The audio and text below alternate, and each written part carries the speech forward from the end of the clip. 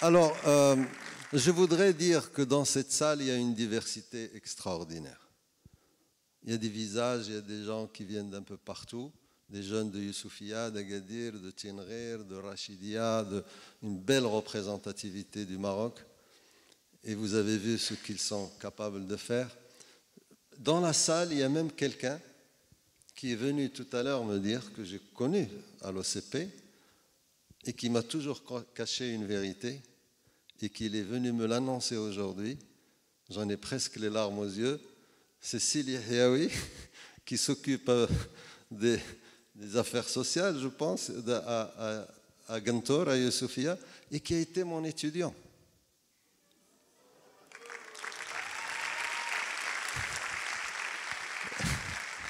En 92, je ne vous donne pas mon âge, mais en 92, il était là et on s'est croisés à l'OCP, il ne me l'a jamais dit, il a attendu aujourd'hui pour me le dire.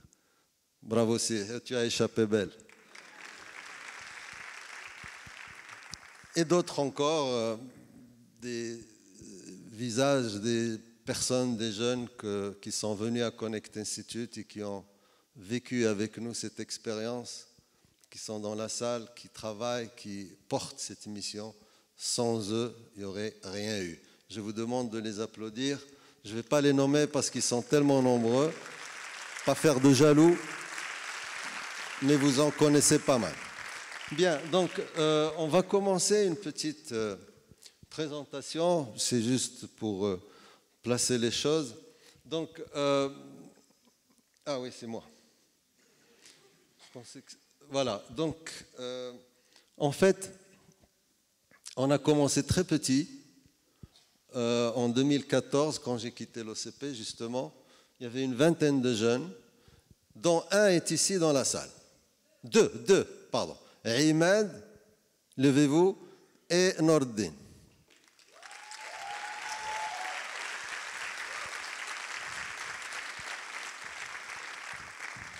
Je ne sais pas ce qui les avait pris à l'époque, ils étaient une dizaine, ils venaient dans une salle et ils écoutaient des choses, ils lisaient des articles. Maintenant, il y en a un qui est à l'université Al-Akhawen et l'autre qui travaille dans le système Connect. Donc ça a pris cette progression. La J-Curve, ça existe, ceux qui ont fait des études de ce genre. Voilà, ça existe. Et là, on est ici. Et cette communauté qui est maintenant formée de 500 personnes, dont vous pouvez voir les visages dans l'exposition, ils sont fichés, ils sont suivis. Même leur compte bancaire, ils sont obligés de nous donner le numéro et le RIB. Donc on fait ce qu'on veut. Et je tiens à les remercier, les féliciter. Alors pour passer à des choses un peu plus, encore une fois, voilà. Donc on était dans une configuration que vous avez vue. Maintenant, on passe à une configuration encore plus large, avec l'appui de Hicham qui est avec nous, c'est Sohib, secrétaire général de la Fondation, et aussi du président Sittarab, à qui je dois beaucoup, parce que j'ai travaillé avec lui dans des moments difficiles en 2011, et on a construit des choses et on continue. Alors ici, c'est les futurs centres qui vont être ouverts en octobre 2020 et qui vont donc englober 3 actes school, en plus de ceux de Youssoufia, à Asfi, Khribga et Jdida.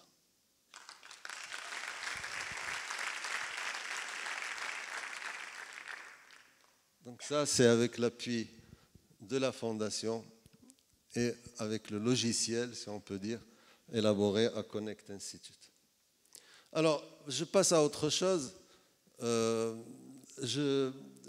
le monde sait ce que c'est, bien entendu. C'est une tache bleue qui était à l'origine de toute une histoire, ou une certaine lecture de l'histoire de l'humanité. Et c'est la Mare Nostrum, c'est la Méditerranée, autour de laquelle se sont passées beaucoup de choses sur le plan intellectuel, sur le plan culturel.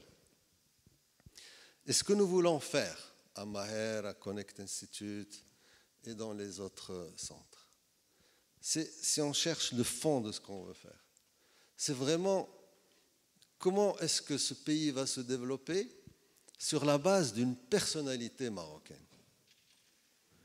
Et si on se pose cette question, essentiellement avec les jeunes, comment est-ce qu'on peut se développer si on n'a pas tous bien entendu, mais si on n'a pas une connaissance de ce que nous sommes, si on n'a pas une connaissance de l'espace dans lequel nous sommes. Nous appartenons à l'humanité, nous appartenons à la planète Terre, mais nous sommes dans un certain milieu géographique et historique. Et quand on voit cette mer avec son histoire, on voit bien que notre pays, c'est le vigile, si on peut dire. C'est le pays qui, logiquement, devrait gérer un peu tout ça, les entrées et les sorties, le passé et le présent. Mais malheureusement, nous en sommes exclus. Nous ne valorisons pas suffisamment cette position.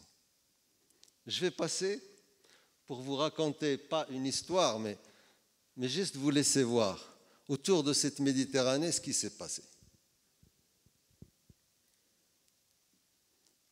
Je ne sais pas, vous prenez n'importe quel nom, n'importe quelle étiquette, nous avons, nous, en nous-mêmes, Saïda en a fait une petite preuve tout à l'heure, nous avons en nous-mêmes quelque chose, un ruissellement intellectuel qui pourrait faire de nous les porteurs de quelque chose. Je n'utilise pas les mots identité, j'utilise pas, parce que tout ça maintenant, avec tout ce qui se passe dans le monde, aura peut-être moins de sens. Mais une personnalité, une façon de faire, une culture, oui, ça, on peut l'enrichir. On peut s'enrichir avec tout ce patrimoine qui a été créé autour de cette mer. Et quand vous prenez Abou al-Ala al-Ma'arri, vous verrez que Risalat al-Ghufran, l'épître du pardon, qui est un de ses livres les plus célèbres, on peut le retrouver chez Dante, la Divine Comédie, par exemple. Et on peut trouver plein de branchements comme ça. Homère avec Dante, lui aussi. Et tout ça, pourquoi est-ce qu'on ne le sait pas? Pourquoi est-ce qu'on n'est pas fier d'appartenir à cet univers si productif d'idées et de connexions humaines par l'intellect? Chaque Marocain devrait avoir le droit d'accéder à cette connaissance. Chaque Marocain, surtout les jeunes, devrait avoir le droit de toucher à cela. Qu'il l'aime ou qu'il ne l'aime pas, c'est une autre question. Que ça l'intéresse ou que ça ne l'intéresse pas, c'est une autre affaire. Mais qu'il n'ait pas accès, ça, ce n'est pas normal. Donc si, à travers le système que je vous ai montré tout à l'heure, on pouvait faire en sorte que cette couture que vous voyez s'opérer entre les deux rives, que chaque jeune Marocain porte en lui-même des éléments qui lui font sentir la confiance, la personnalité qu'il a. Vous verrez à ce moment-là que le jeune Marocain serait beaucoup plus participatif. Et nous avons un exemple. Vous avez vu les jeunes tout à l'heure. Vous avez vu comment ils parlent quand ils parlent d'Averroès. Bien entendu, comme a dit Si Abdel Fattah Kiléto, personne ne peut prétendre avoir lu toute l'Iliade de Homère ou tout Averroès. Mais il y a un ruissellement qui doit se faire. Ceux qui savent beaucoup peuvent donner à ceux qui savent un peu. Et ainsi de suite. Et on fabrique cette présence intellectuelle dans les esprits de nos jeunes en particulier. Et ça, nous allons le faire. Bien entendu, il y a des freins, il y a des résistances, il y a des habitudes, il y a des croyances qui empêchent que cela se passe de manière fluide. Mais c'est là le défi. S'il n'y avait pas ces obstacles, pourquoi existerions-nous?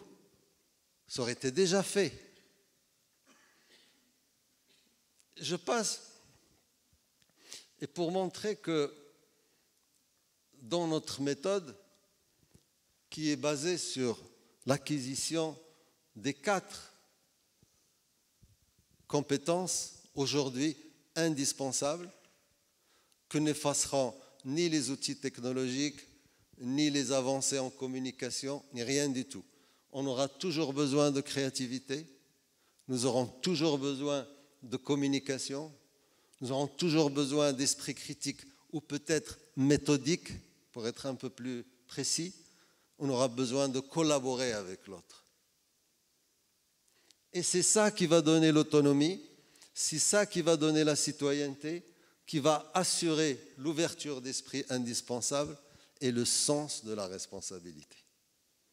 Donc vous voyez que ce n'est pas une image, ce n'est pas un schéma, c'est vraiment ce que nous voulons pratiquer à Maher et ailleurs, à différents niveaux, dans différentes phases. Le Maroc cherche un modèle de développement, je ne vais pas m'immiscer de cela, mais profondément, d'après mon expérience, d'après ce que je lis, d'après ce que j'ai vu avec cette jeunesse que je fréquente chaque jour, qui me raconte leurs histoires, leur vie, leurs difficultés, leurs obstacles, je dis une chose, donnons-leur envie de se cultiver. C'est ça le modèle. Ne leur offrons pas des chiffres. Ce ne sont pas des cases qu'on va mettre, des numéros qu'on va mettre dans des cases. On a beau courir derrière le chiffre de croissance, on a beau courir derrière les investisseurs étrangers. Si le jeune Marocain ne s'approprie pas tout ça, s'il n'est pas impliqué dans les démarches, s'il ne comprend pas pourquoi tout cela et à quoi ça sert, ça ne marchera pas. Nous n'avons jamais vu dans l'histoire de l'humanité de développement qui s'est fait sans tenir compte de l'individu et de ses capacités intellectuelles et culturelles. Jamais. Il n'y a pas d'exemple.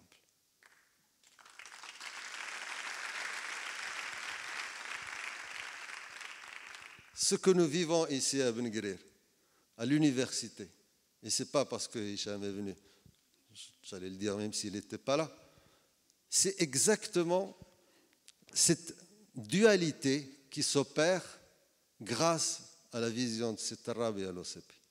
C'est-à-dire mener cette démarche industrielle. Bien entendu qu'il le faut.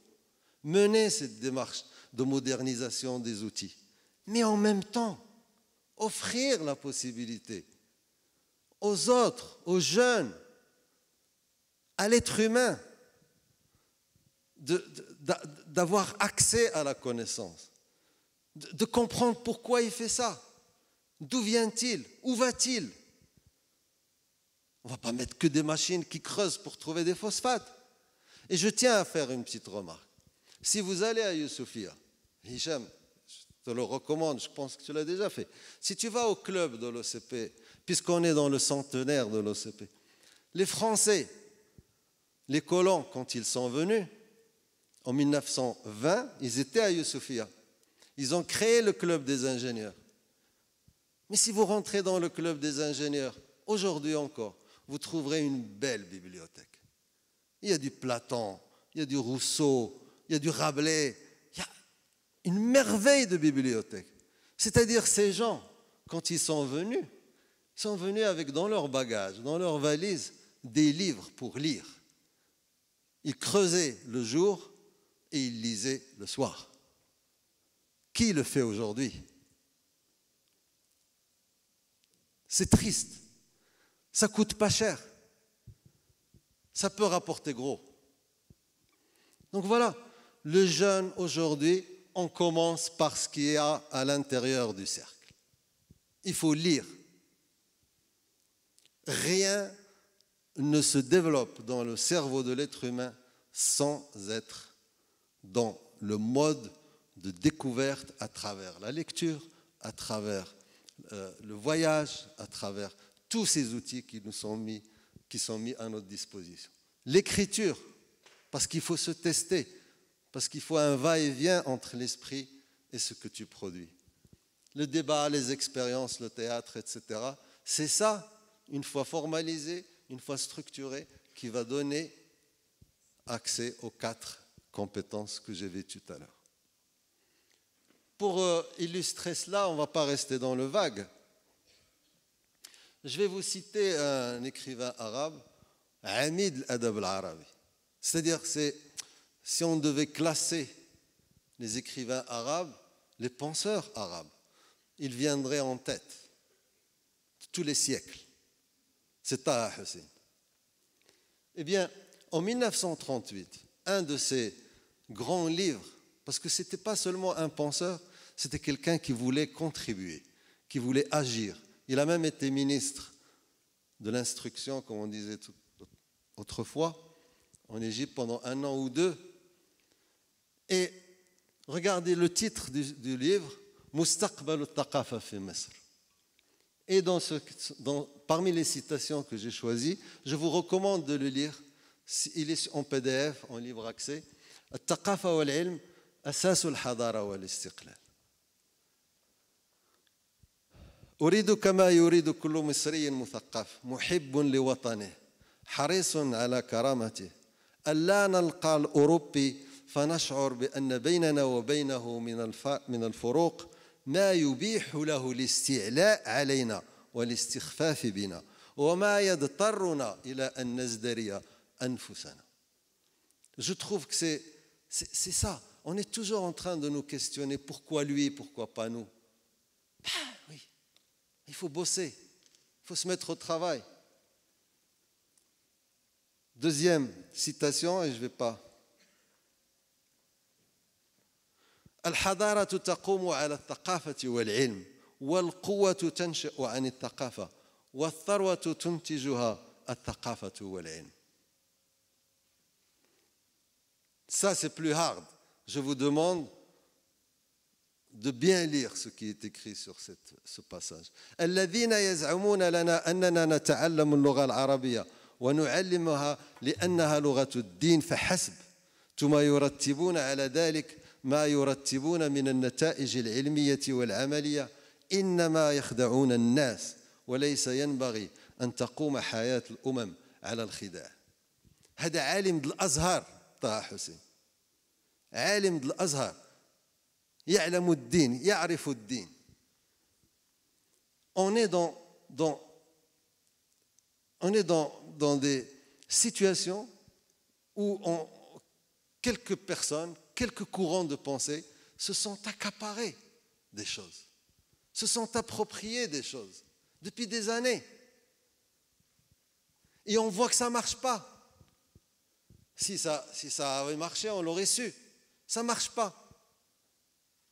Et ce personnage qui est au-dessus de tout soupçon, ce n'est pas quelqu'un qu'on peut taxer d'extrémisme ou de vendu à l'impérialisme ou d'agent de je ne sais quoi, mais c'est un constat qui est là. Notre langue souffre. Nous ne l'utilisons même plus. Réfléchissons à cette question de la langue. Comment nous doter d'une langue؟ ما كرهتش نتحدث معكم بالفصحى ولكن ما كتجيش. كم وددت أن أتحدث إليكم باللغة الفصحى العربية. هانتم بديتوا تضحكوا. ماشي استهزاء باللغة العربية، بالعكس اللغة العربية عندها مكانتها بحال الإغريق بحال اللاتينية بحال عدد ديال اللغات اللي بناو حضارات إنسانية، ولكن ما غاديش نقبطوا واحد الحاجة واحد الجسم ونبقاو نجرجروا فيه ونعذبوه وما نقيسوش ونبقاو مستغلينه بواحد الشكل نبهدلوه. نقدروا ندخلوا ليه إصلاحات باش يكون واحد الأداة من أدوات التواصل والنجاح. علاش ما نفكروش في هذا الموضوع؟ ما غاديش نقول انا خصني الدارجه ولا ما داخلش انا في هذا النقاش. السي طه حسين الاستاذ طه حسين عنده اقتراحات، كتب اقتراحات على كيفيه عصرنه اللغه العربيه. علاش ما نديروش؟ فرق عمل اللي تشتغل على هذه المسألة هذه. Merci beaucoup, je vous laisse. Je voulais ce petit cri de... On va... Merci pour votre présence. Bravo les jeunes. L'avenir est à vous. Merci.